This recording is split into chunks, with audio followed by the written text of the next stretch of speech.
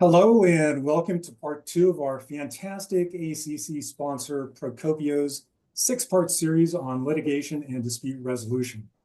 My name is Ian Corey. I'm a counsel for Northrop Grumman here in San Diego and also a board member for the San Diego chapter of ACC.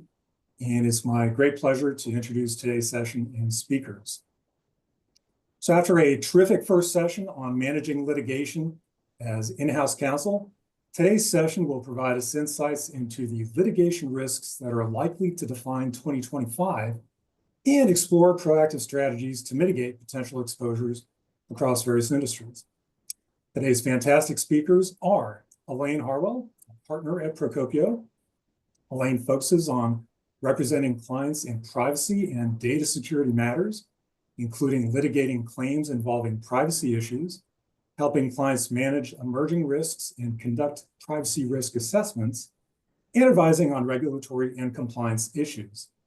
She's been involved in numerous trials, as well as arbitration proceedings related to contract and general business disputes, trade secret matters, complex unfair competition and business practice claims, and professional liability. And joining Elaine is Kirsten O'Donnell, the General Counsel and Corporate Secretary of Owlet Incorporated in Utah, which is a company that provides parents with real-time data and insights about their baby's well-being via a range of products. And prior to Owlet, Kirsten held other senior legal positions in the healthcare industry and also has law firm experience. So I think this is going to be a really exciting session. And thank you very much, Elaine and Kirsten, and over to you. Great. Thank you very much, Ian, and thank you to the ACC for hosting this series and to Procopio for supporting it as well, too. I'm happy to be a part of this. Like Ian said, I do generally focus on privacy and data security, but have a background that goes into commercial litigation for 20 years now. So I'm happy to be here to talk about key litigation trends and happy to have Kirsten here with me to talk about it from the in-house perspective. I think it's so important from that perspective and really glad to have Kirsten here as well too. So thank you to Kirsten as well too. Okay, shall we get started? All right, let's see if I can advance the slides. All right, so just an overview of where we plan on going today over the next hour. We're going to talk about kind of just some key litigation dispute areas that are anticipated on for 2025, of course, based upon what we saw in 2024 drawing into this year. We'll talk a little bit about some specific class action trends. Don't worry, we will talk about AI. So if you had that on your bingo card for today, then we will be talking about that. Regulatory and enforcement developments, because I think even though we're talking about litigation, it's always important to talk about what the regulators are doing. Certainly shapes the direction of a lot of litigation that we do see. Oftentimes when we see regulators picking up on a certain area, we see plaintiff attorneys shortly following thereafter. So we'll talk about that a little bit. And then, of course, practically speaking, we will talk about those steps that you can take as a business to hopefully mitigate some of those risks before they arise. And we'll lean on Kirsten to talk about it from the in-house perspective there as well, too. So that's just an overview of where we're headed today. Okay. All right. So to just kind of talk about high level, because there's a lot of different sort of litigation dispute areas that we could probably talk about. My focus and my practice area is in data privacy and cybersecurity. So we will spend a lot of time talking about that today. So hopefully you'll get a chance to hear some things there that might be of interest to you. But generally in that space, and the reason why I think we're talking so much about cybersecurity and data privacy these days, for a couple of reasons, right? I think that everybody probably knows that there has definitely been an increase in cyber attacks that companies have seen over the last several years. Not uncommon to see companies disclosing the fact that they may have had an incident, or for people to be receiving notices in the mail about incidents that involve their personal information. So just the general increase, I think, has been an area that why we've seen a development there.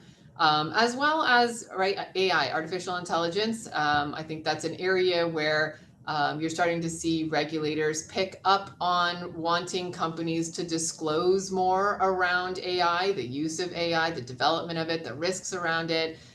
So those disclosure burdens that are picking up as more states, more laws focus on trying to increase the transparency with AI. And I guess we'll set aside the discussion that's being had at the federal level as to whether or not states are going to be able to pass any AI related laws in the next couple of years or 10 years or so. So we'll set that aside and kind of just talk about what's been happening. And then, of course, the patchwork of data privacy laws. So probably most people here are familiar with the California Consumer Privacy Act, the CCPA, as well as the number of other states. I think we're up to 19 or so other states that have their own comprehensive privacy laws that have really changed the landscape of the US. Limited private right of action in California's and not in the others, but we'll talk about how that's kind of, changing in the courts here in California as well, too. Other topics I think that we sort of hit as sort of just key litigation areas: employment and labor. I think always a concern, always an area. So going to be continuing in that space. California in particular, I know tends to be a hotbed for employment litigation. That topic I think will be discussed a little bit more in our next session, the part 3, which is scheduled to be June 18. So tune into that one if you want to hear more on the employment litigation front. And then intellectual property, again, another area where we've seen a lot of disputes, a lot of troll suits, and a lot of focus for companies who do want to protect their IP.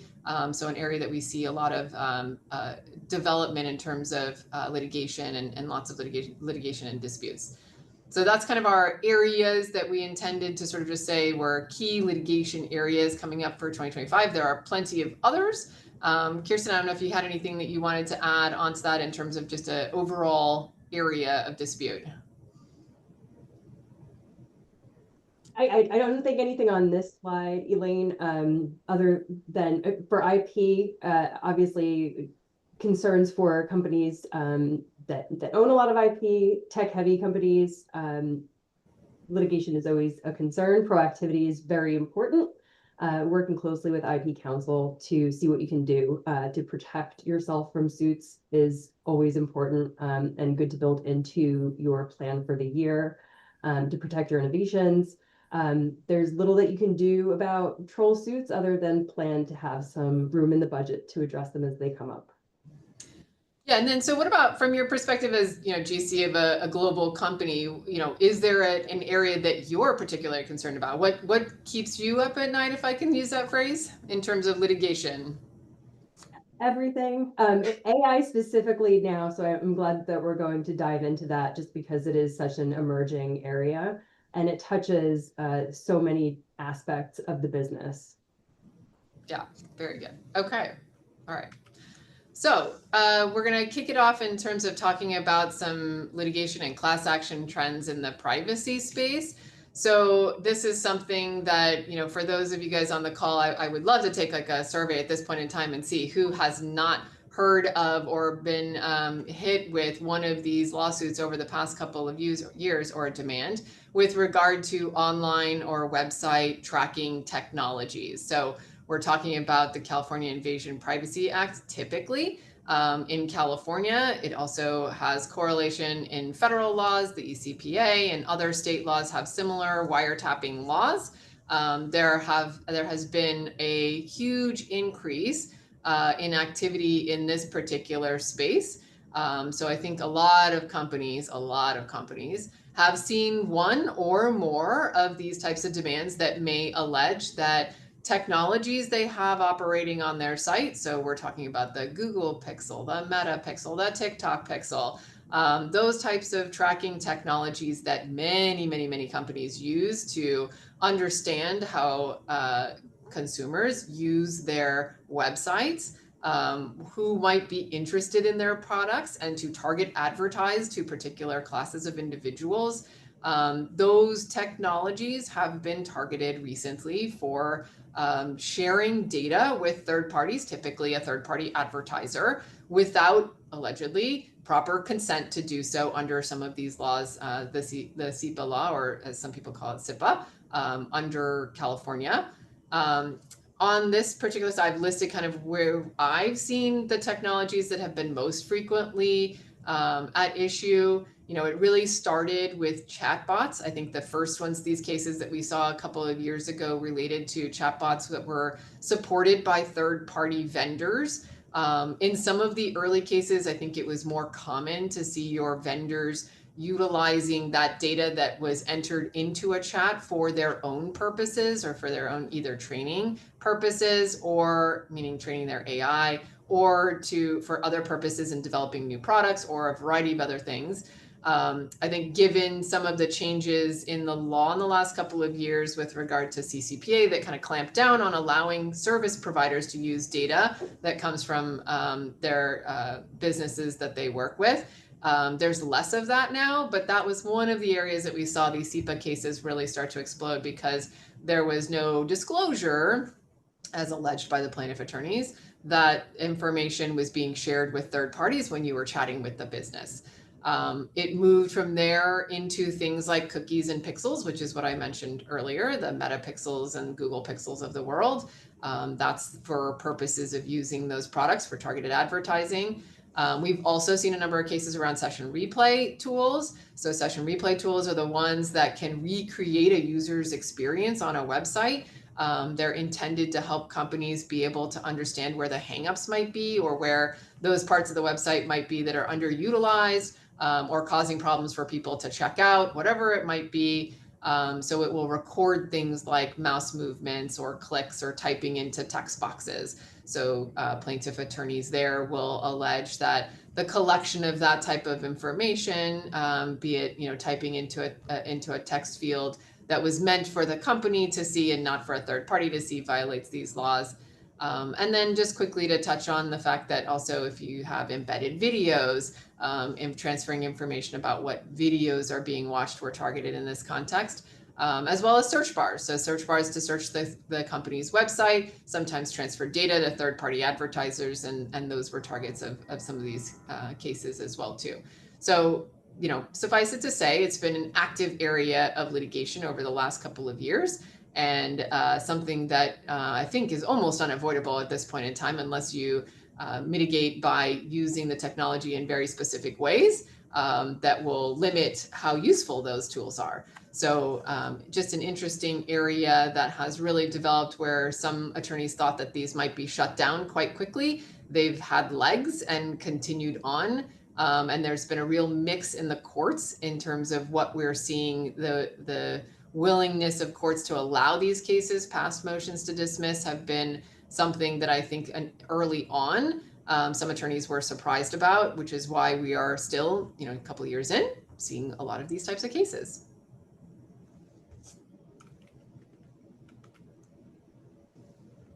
Okay. So in this slide, I just intended to kind of give a little bit of an overview of some of the other types of things that we're seeing in the privacy space besides sort of the SEPA litigation. We could probably have an entire session talking about SEPA and the development in that area and the case law and what's been happening. But we've got, I think, a broad range of things to cover. So just with respect to kind of privacy and online technologies, one of the things that I wanted to make mention of here is under the CCPA. I think a lot of people probably know that there's a very limited private right of action within the CCPA. It was drafted with the intent that the overall enforcement for the law in terms of sort of technical violations of the law was meant to exist with the Attorney General here in California, and also the new California Privacy Protection Agency, which came out of an amendment to the CCPA. They have been active enforcers of the CCPA, and there have been a number of enforcement actions that have been made public very recently.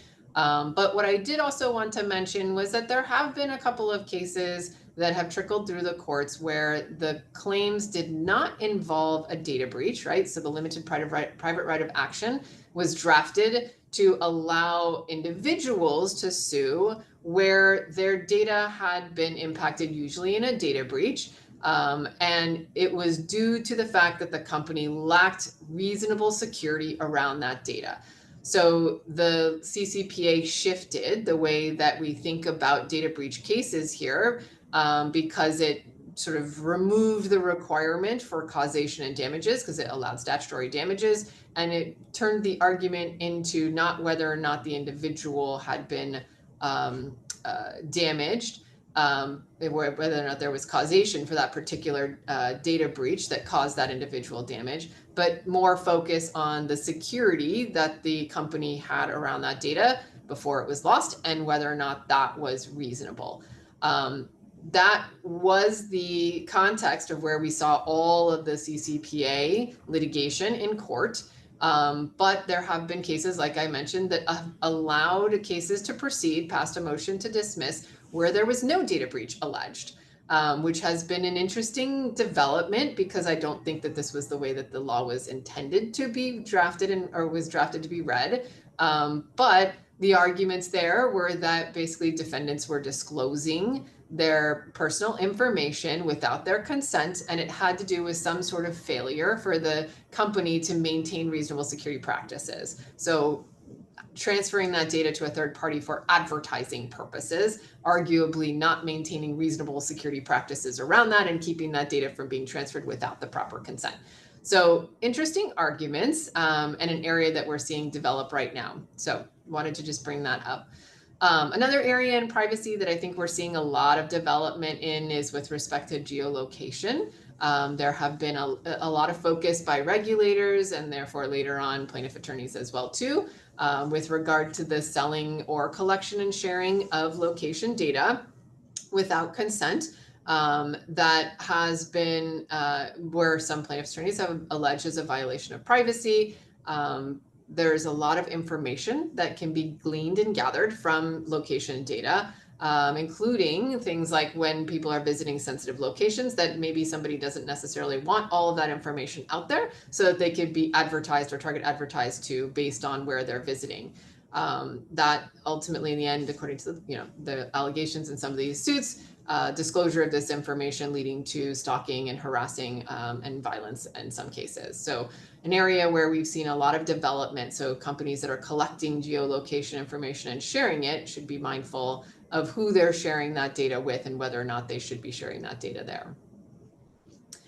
All right, I think the other main area that we wanted to bring up was mass arbitration trends. I don't know, Kirsten, do you want to talk about that for a moment, or you want me to kick it up to you?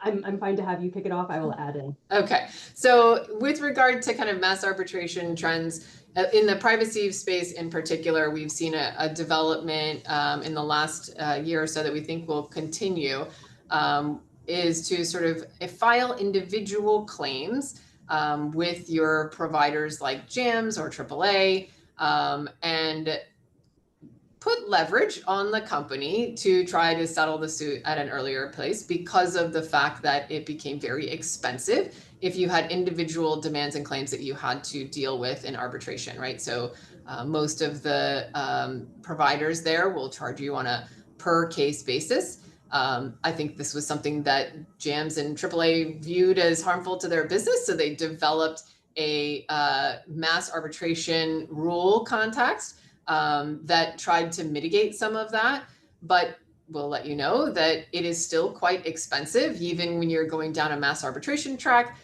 still quite expensive in terms of engaging in arbitration. And it's been a way that I think a lot of plaintiff attorneys have used it to leverage some settlements when companies are facing hundreds of thousands of dollars potentially in just the fees alone from the service, from the provider, right? From JAMS or AAA. So it's something that has been a point of contention with regard to how to deal with that. And I think that in respect of, kind of how to deal with that, we've seen a lot of companies make changes to their terms and conditions, especially their online ones, to try to put hurdles in front of being able to just file an arbitration, right? And so that's where we've seen a lot of changes with respect to class action waivers in arbitration clauses, where we've seen efforts to batch cases or handle them in a bellwether fashion. We've seen a lot of efforts also to force mediation. So having mandatory mediation clauses before an arbitration clause is executed on. So lots of different ways that we've seen companies trying to handle sort of this trend of sending things into the mass arbitration context. That's perfect. I think planning ahead, keeping abreast of trends and planning ahead for it, reviewing your terms of service, terms and conditions to account for mass arbitration trends will be important. Look at those, see where you can add batching provisions, mediation triggers, other stage gates. Yes, yeah. Yeah, definitely a lot of things that you can do to try to mitigate some risk in that area for sure, especially in the privacy consumer context. Okay. Okay, and since we're talking about mitigation and privacy still, these are kind of my top tips for dealing with privacy, litigation and trying to mitigate them ahead of time. One of my top tips always is to start with your privacy policy, because that's where the regulators start and that's where the plaintiff attorneys start as well too. So, review your policies, make sure that they are appropriate, make sure that they are up to date, make sure they are compliant with the law. You want to ensure that what you're saying in your privacy policy is what you are actually doing. So, under laws like the CCPA, there's a requirement to update on an annual basis. So if you look at your privacy policy and the date that it was last reviewed was more than a year ago, it's definitely due for an update. And when you do an update, consult with your counsel to make sure that you are complying with laws, but also consult with your internal teams to make sure that there aren't new uses of data or new technologies that maybe need to be disclosed within the privacy policy. For example, I often recommend my clients, if they're using session replay technologies, to make the disclosures around that a little bit more specific. The type of session replay tools tend to be something that is a little freaky when consumers first learn about it because they think they're being watched, like someone's sitting on their shoulder watching everything they do. That's not what's actually happening. But that's what it looks like when they recreate these replays of an individual's movements on a website. So having some additional disclosures around that can be helpful to be able to push back against some of those claims. The arbitration clauses, modifying those arbitration clauses, we talked about that a little bit ago, just a second ago. Auditing websites. This one really has to do with mitigating some of those SEPA claims, making sure that you understand what technologies are actually operating on your site and whether or not they may be a risk to you for whatever reason. Different laws around the world do have different requirements as to what sort of consumer facing website site should look like, or even just a B2B website should look like, and what type of information is being collected and therefore disclosed, hopefully, in your privacy policy. So it's a good idea to kind of just audit that. I've also seen an increase in cases where the allegations are that the tool that the company is using is not working properly. So if someone makes an opt-out or elects to opt out, if on the back end, the individual is not actually opted out and their data is still being shared with third parties, which can be viewed publicly by using specific tools that these plaintiff attorneys will use, as well as regulators, they will look to see whether or not the opt-out is effectuated. And if it's not, then we've seen an increase in plaintiff attorneys making those types of claims against companies for unfair business practices, among other things. But that is also something that plaintiff attorneys will regulators will focus on as well too. So definitely something to check into, and don't assume that even if you're using the biggest players in this space, I won't name them, but there are a couple of very well-known players in this space that will allow you to manage your cookies on your technologies. Don't assume that it's working properly just because you're using that. So do conduct an independent audit to make sure that it is actually working and that you have properly categorized your cookies, because they leave that up to you to make sure that you categorize them correctly so that if there's an opt-out of targeted advertising, that actually happens with the right cookies. So that's kind of one of the big things to consider. Okay. And then the other thing, of course, I always mention is just make sure you stay on top of developments, what's happening out there so that you can hopefully move and make changes to adapt to the requirements. This is incredibly important in the privacy space where things change every day. I often tell people that I spend the first 20 minutes of my day looking just to see what happened overnight in the privacy world, because inevitably something happened that's going to impact my day or, my practice and my clients in some way. So it is a fast developing area. So find a way to understand what types of things are happening and where you may need to shift some business, where you need to shift the business direction. Anything else on that, Kirsten?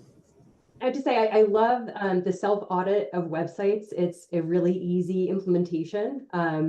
Sign up for your company's newsletters, sign up for their products and services, test the website, see if it's working.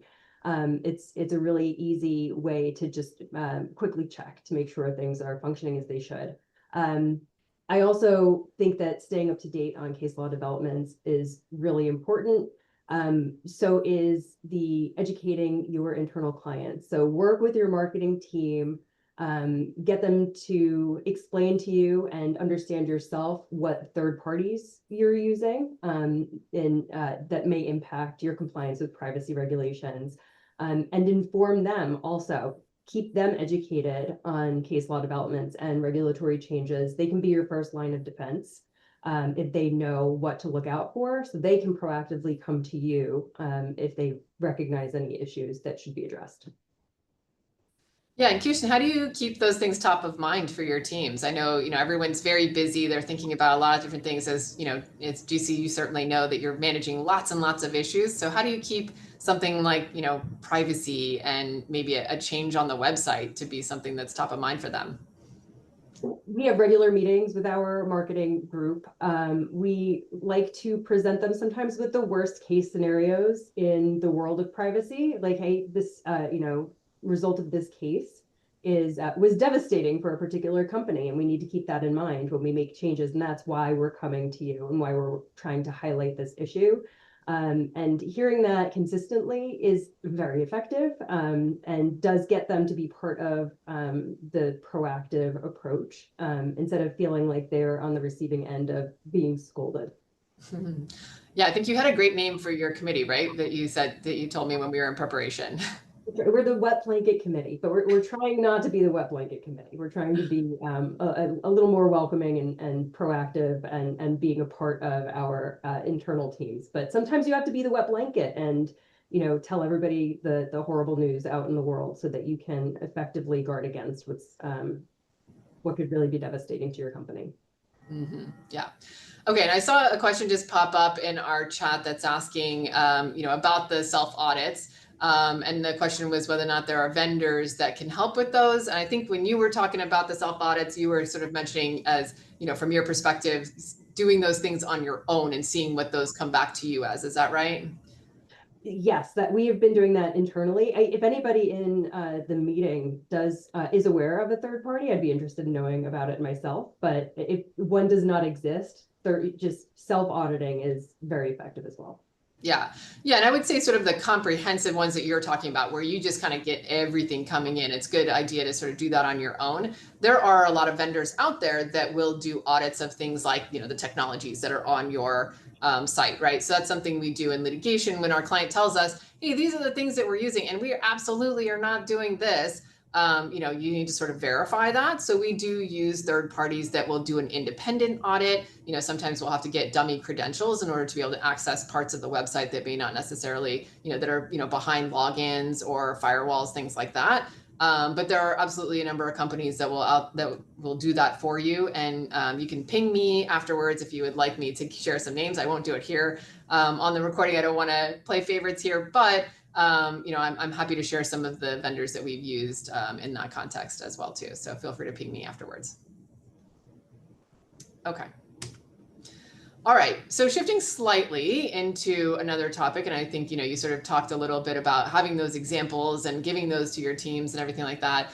In the AI space, of course, we're talking very new developments, right? I think this is kind of what makes it so nervous for most, or nerve-wracking for a lot of in-house counsel, is that it's also new. It's very hard to predict exactly what's going to happen. We don't have the answers to everything yet, because as we all know, the wheels of justice turn very, very slowly. So we're seeing some of these issues kind of develop and percolate through the court system. But, kind of talking about this in the space of, sort of AI trends and exposure. Kirsten, do you want to kick us off on this one and kind of talk about some of the risks that you guys have been dealing with and seeing, or at least maybe I should say seeing and pinging?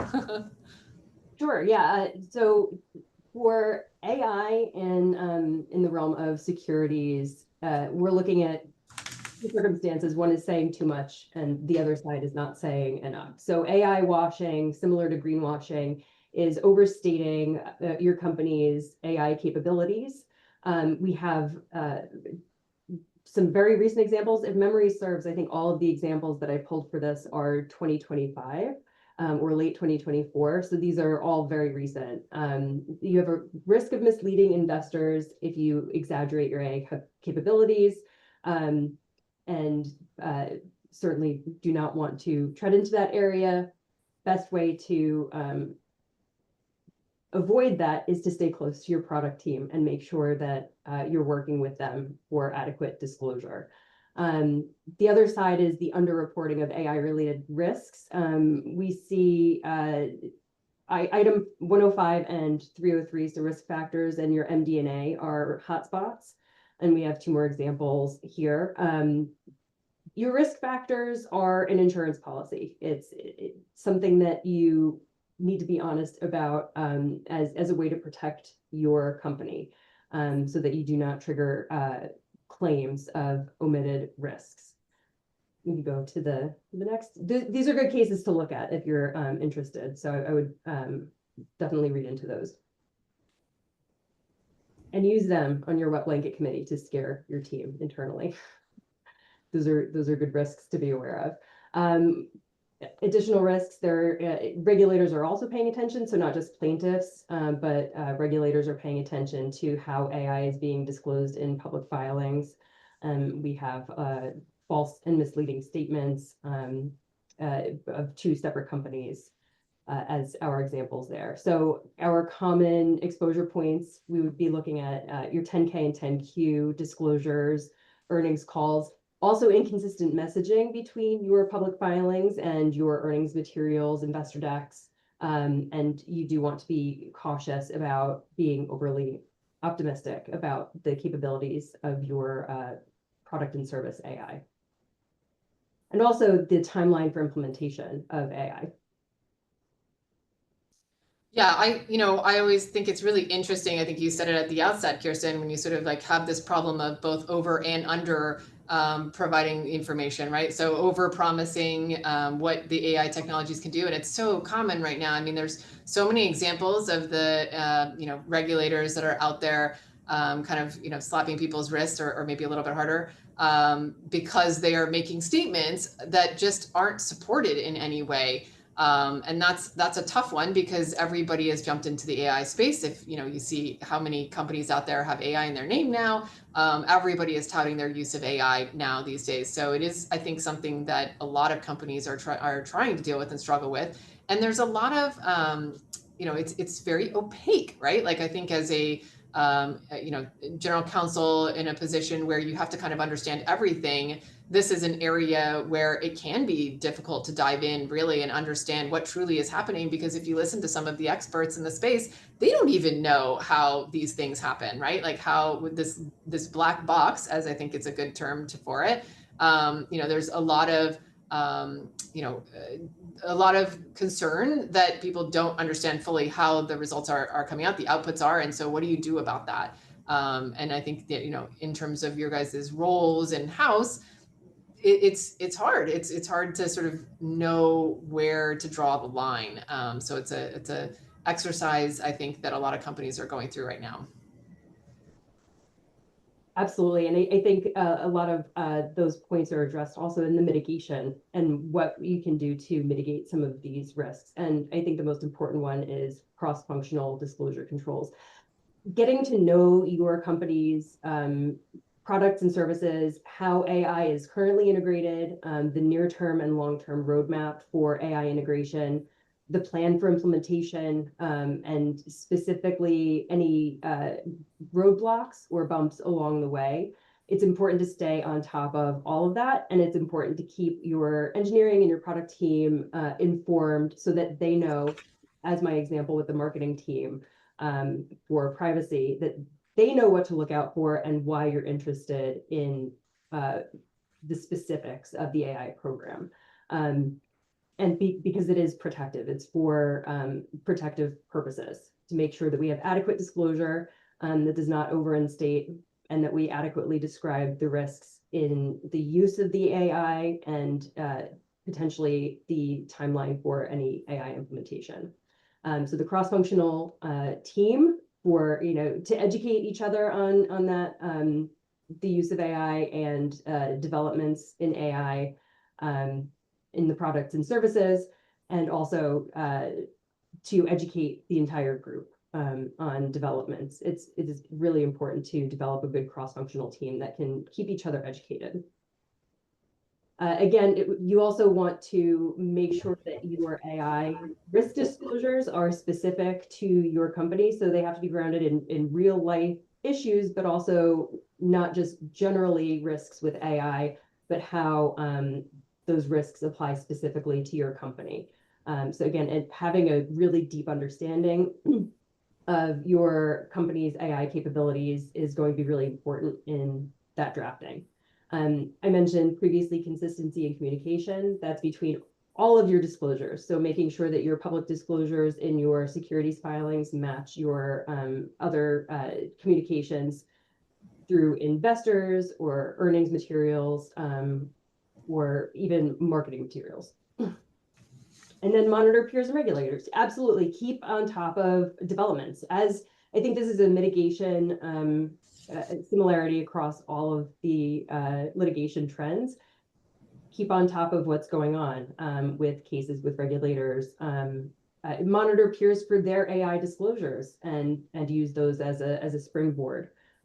See what other people are disclosing in your space. That can also be a really helpful way to jumpstart.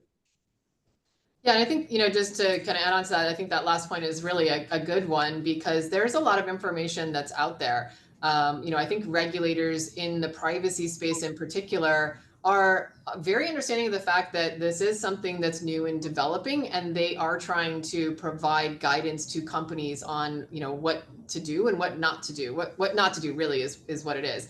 So I think when you look at and review some of the FTC enforcement actions, when you see some of the enforcement actions coming out of the California privacy regulator, they do provide really good guidance in terms of the pathways that companies can take to avoid becoming the next target. And I think that, if you look on these regulators' websites, a lot of them have FAQs. A lot of them have detailed regulations, right? So California is one of those states that has detailed regulations. Colorado has them. So if you have questions about complying or making sure that you're doing the things you're supposed to be doing and making the disclosures that you're supposed to be doing, there are a lot of examples out there that you can look to see. Yeah, and so AI can be seen in companies as it's just a tech issue, but it's not just a tech issue. It's a disclosure issue. It's a governance issue, and now it's increasingly, as it becomes more prevalent, a litigation issue. So the risk, from my perspective, isn't just that you're not doing enough. It's how you're talking about what you're doing is very important. Excellent point. Yeah, excellent point. Okay.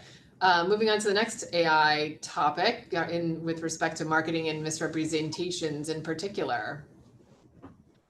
Very similar risks to the securities disclosure. You want to be very careful to not make exaggerated or misleading claims about your products and services and how they integrate AI.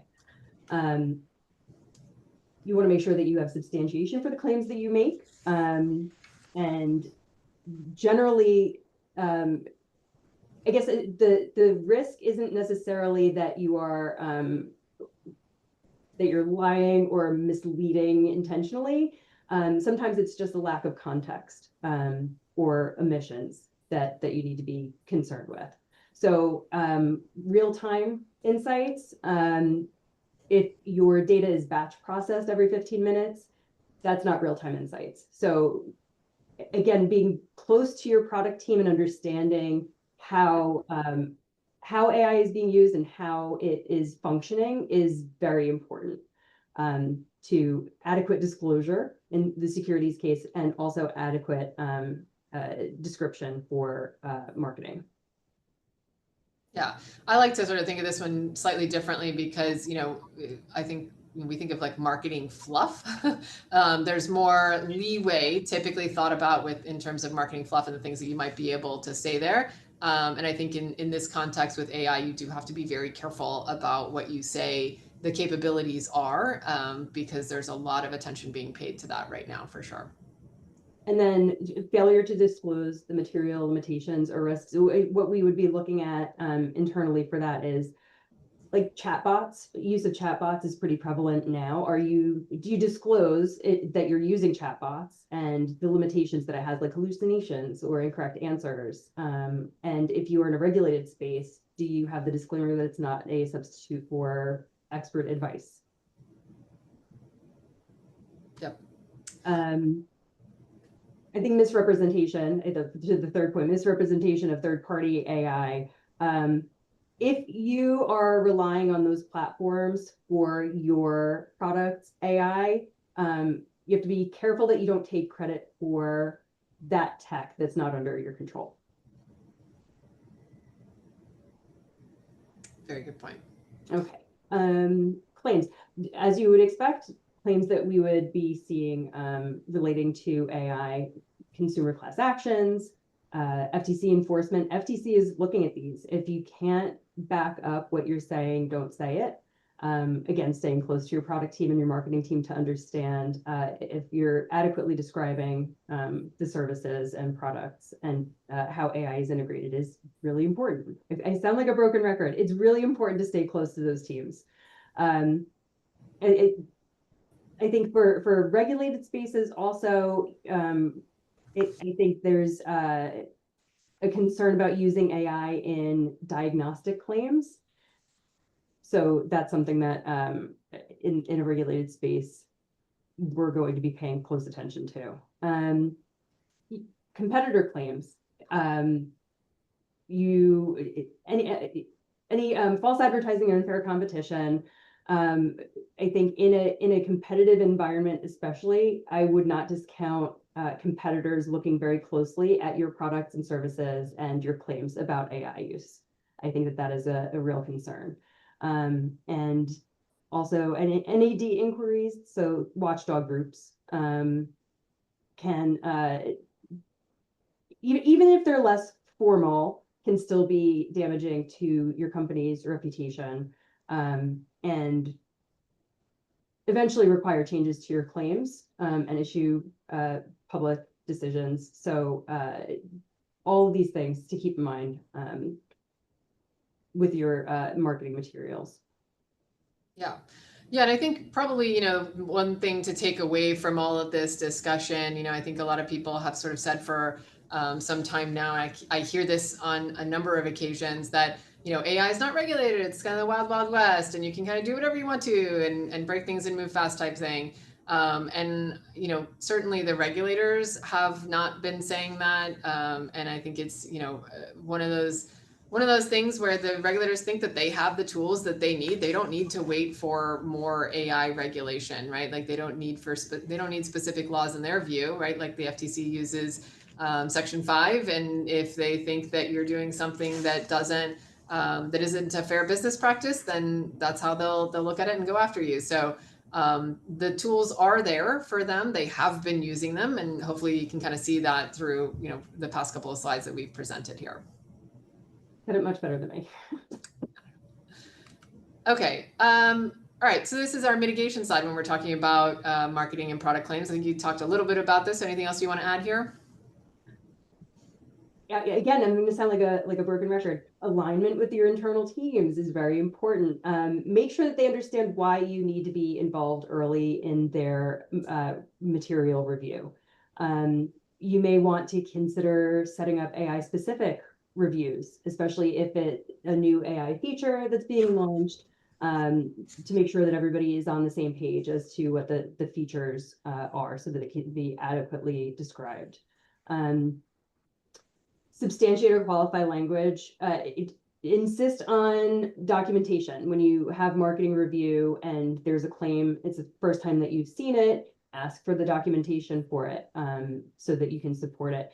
It's good to have in your records. If it's not documented, it didn't happen, right? So make sure that you ask for that documentation and that you have it internally. I think internal practices vary, but we like to keep like a database of our claims that we can reference back to, so it's easy. So as you are working on new features, and you work with your marketing team to clear specific language or claims, if you can pull it into a database and have like a database of approved claims, that does make the review process faster also, just as a practical matter. Train your teams. Absolutely train your teams. Sales, marketing, make sure that they are all on the same page. They might also want access to your database of approved claims, and stay on top of them so they don't go off script. And monitor. It's like every other mitigation slide that we have, keep on top of evolving regulation, keep on top of what the regulators are doing, and continually educate your internal teams on developments. Use the scary stories to your advantage.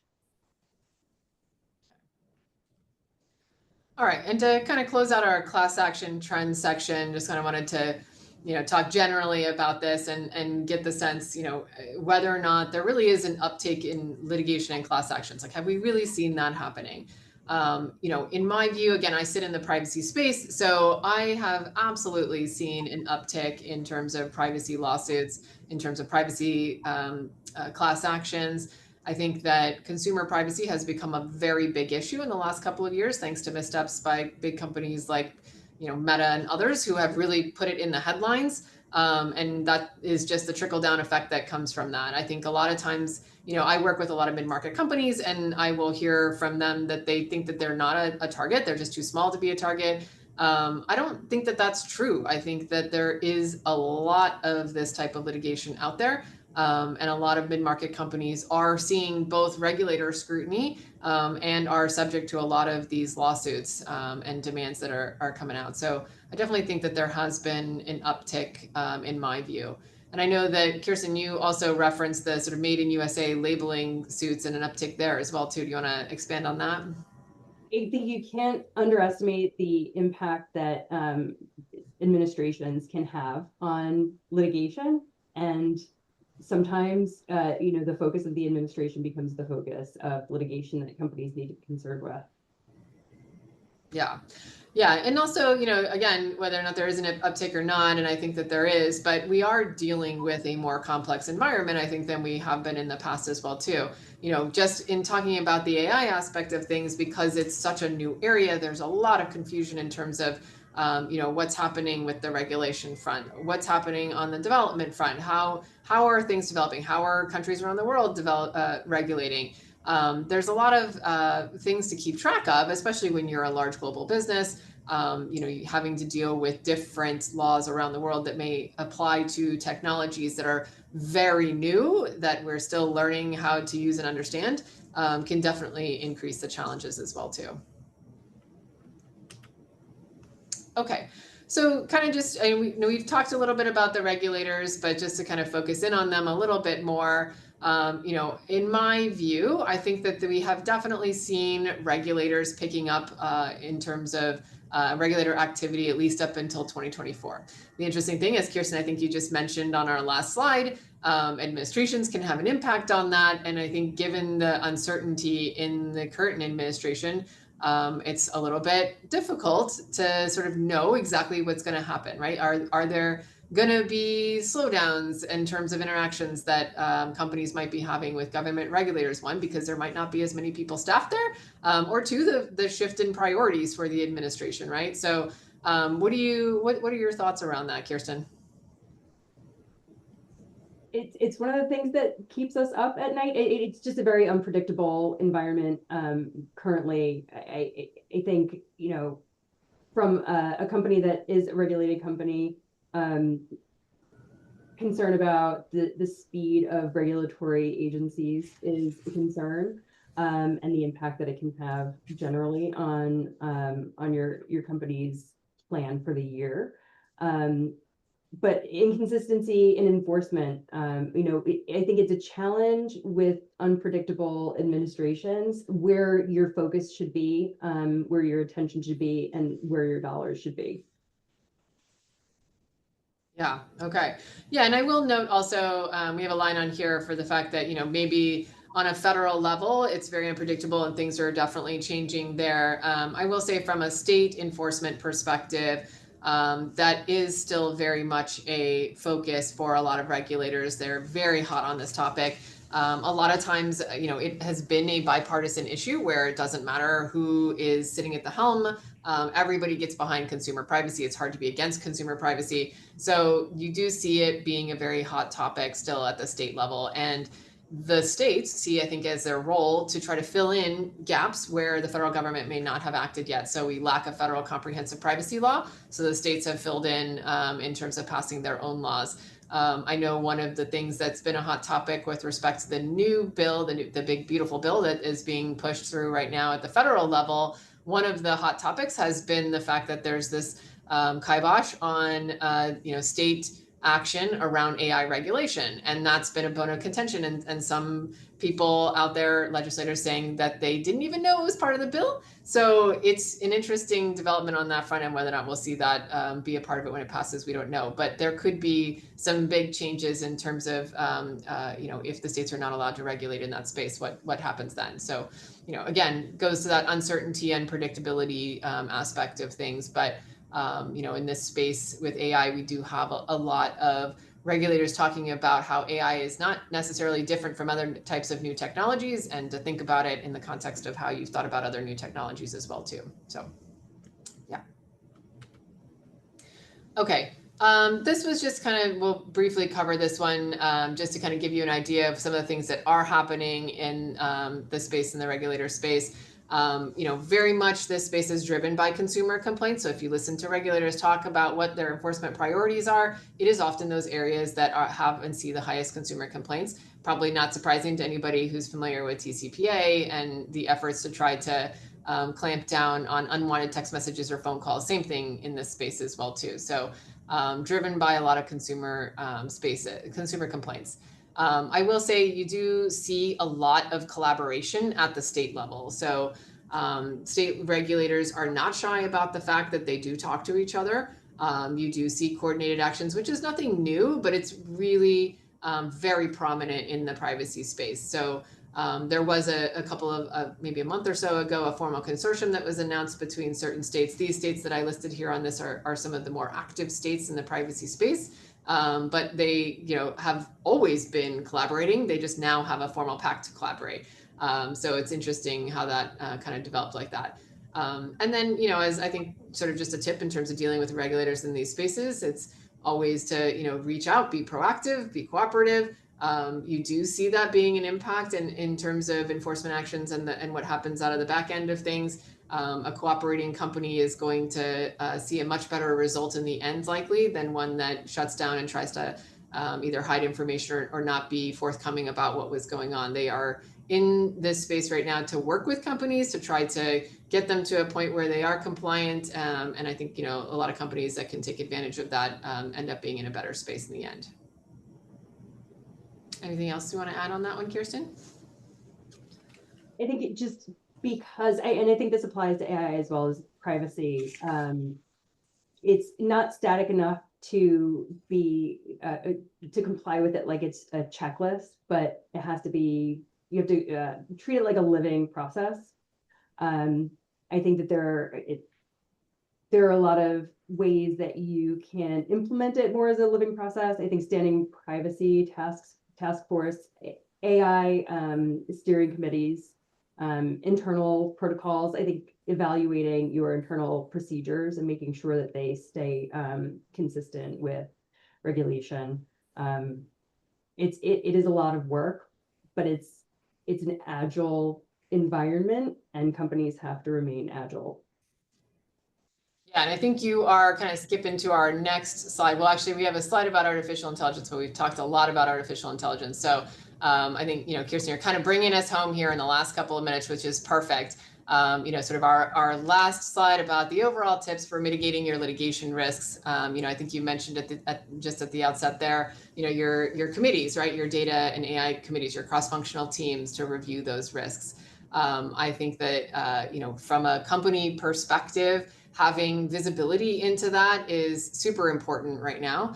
And I think, like you said, staying close to your teams and understanding what is coming down the pipeline.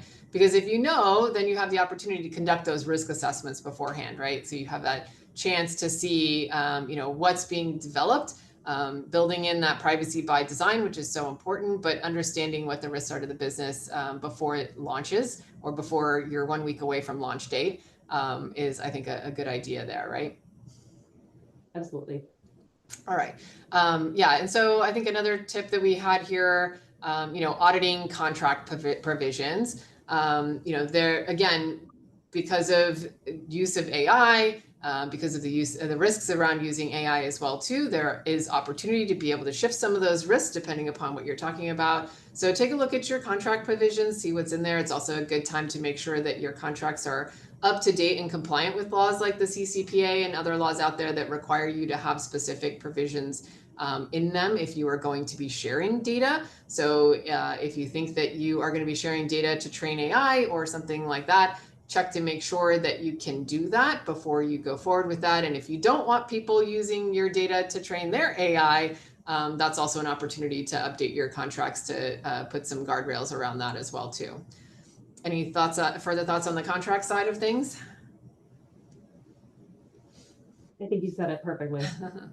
Okay. All right. And I think, one of the other things you said, Kirsten, too, when we were preparing is sort of that effort to plan and budget for the sort of unpredictable, right? The potential for litigation that might be out there. So I think that's a great point.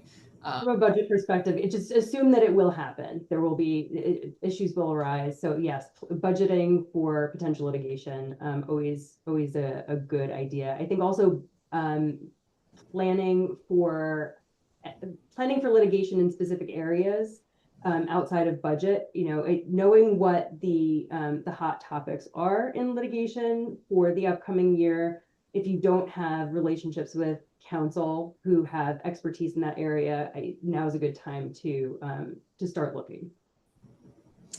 Yep. And then of course we've said a number of times over the course of today, education with your teams, finding a way to stay on top of those trends yourself, understand what's going on, whatever it is. If you find newsletters that you like, or if you have outside counsel that you like to ping about questions, like if there's always a way to stay on top of those trends. And here's where I added your wet blanket committee, because I did think it creates a very funny image for me.